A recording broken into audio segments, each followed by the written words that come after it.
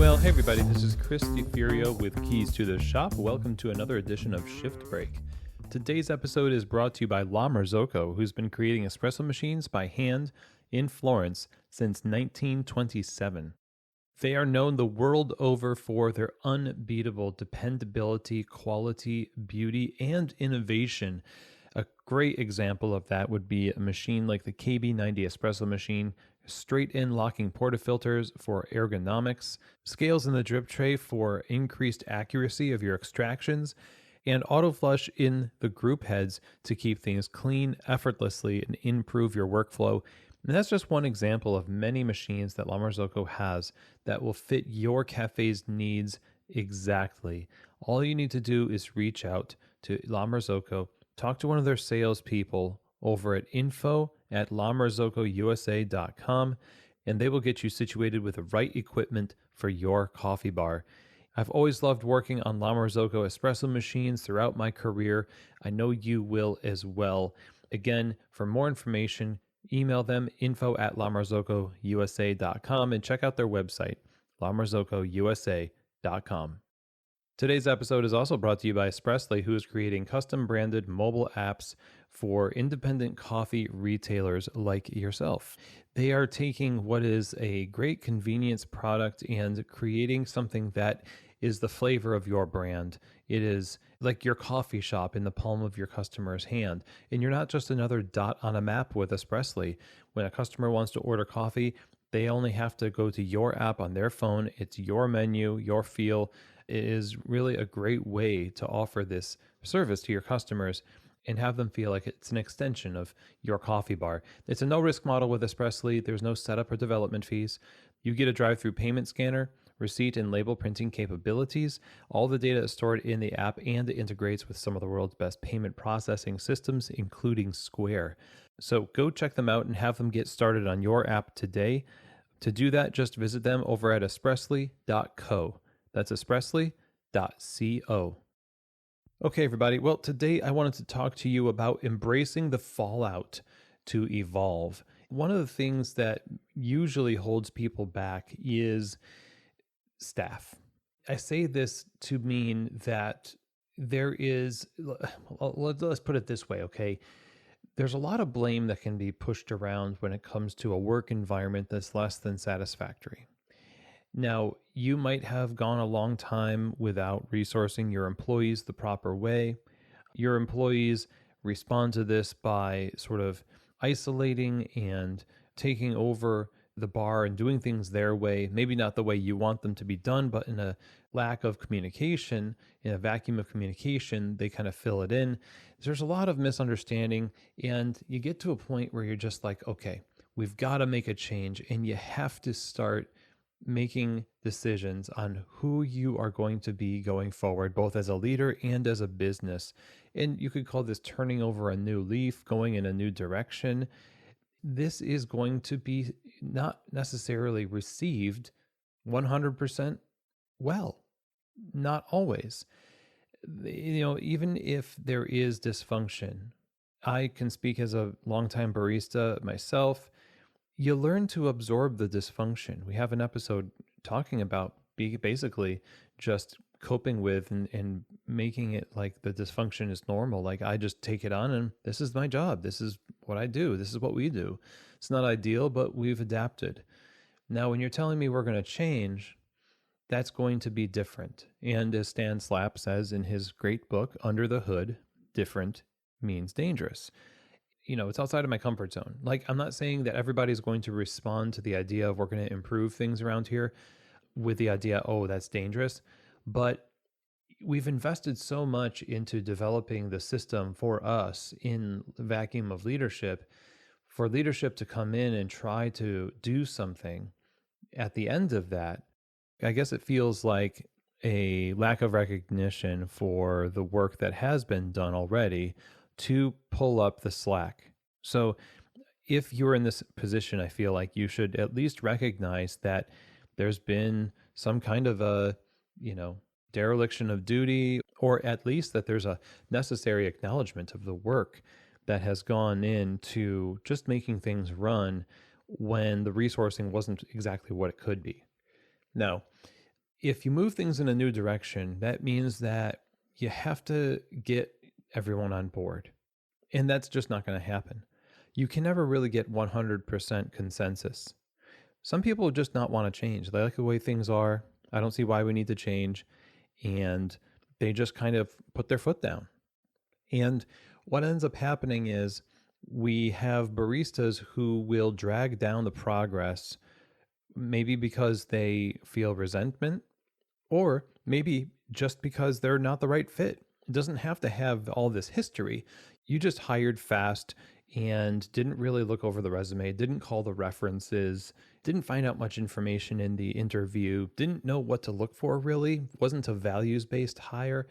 And now you're just kind of stuck there and you want to move forward, but this person is, yeah, they're pulling shifts, and we need them. We need that person to be there. And I need this crew, that's been with me all through the, organic quote unquote growth of our business and has really made it work in spite of the dysfunctions. I need them. And so what do? Well, you don't just keep things the way they are. That's what you don't do. If you know that there's something that needs to be improved or you need to change, or that the business just needs something that is different than what is currently happening, then you're going to have to embrace the fallout from moving forward. And how you move forward is really critical. How you move forward has to be people first. You have to give everyone the opportunity to get on board. You can't just make sweeping changes. We have this whole shift break, I think, about changing things in the cafe. I think it's a main episode, actually. And so there has to be a workflow to this. There has to be something that allows people to really get into the process. So it has to be a process. If you've got to the point where you are right now without a process over time, then it's not going to be an overnight change. It's going to take some time. But you can find out pretty quickly, I think, if you've got people who are either antagonistic to that change or are just not the right fit for where you want to go, or that people are just not the right fit in general. It might not be that you need to change anything. It's just you see that the culture is being damaged by an individual and you don't want to let them go. You feel like you're held hostage, basically. You don't know what to do. It's a catch-22. And so my advice would be count the cost here. On one hand, there's the inconvenience of losing people and having a smaller crew, less efficient workflow, maybe even shorter hours. Maybe you need to go back to pulling some shifts and covering shifts, working as a barista. And a lot of people would think that's just not doable. Like that's an untenable position. We can't do that. And so rather they will just throw a lot of bad hires at the problem because they've made a rule for themselves that they can't go back to where they're working the bar, or they can't adjust the business to have less people or fewer hours, but a better representation of what the business is about. Better service, better quality, happier staff, and that kind of thing, okay? What instead happens is we compound the problem by never addressing it. And I've said this before, I'd rather have you be the owner of a business that does very well with fewer people, with less hours, get innovative with efficiencies, with the right people, than have expanded hours and do a lot of things with the wrong people or a mix, okay? So that's the one cost is like, yeah, there's going to be some operational fallout from making a decision. Yeah, I'm making it sound really extreme, I guess, but maybe it's just one person that you need to move on from, and they need to move on from you. It would be better for both of you, but you can't bring yourself to do it because of the fallout. And that really is the second risk, is that if you don't do anything about this, if you don't embrace the fallout and the inconveniences of moving in the right direction and making decisions that, might be harder, but they equal better outputs, better results, then you're basically going to be creating a future for yourself that's predictably mediocre. And you repeat the same problems over and over again. And so there's this procrastination that happens around decisions that you know you need to make. And I would, again, much rather see you make those decisions regarding a change of direction and the change of staff that might need to happen as a result of that. I'd much rather see you make that decision than to put it off and hope that people change naturally. If you move in a new direction as a business, you're probably going to need a new crew of people, at least in part.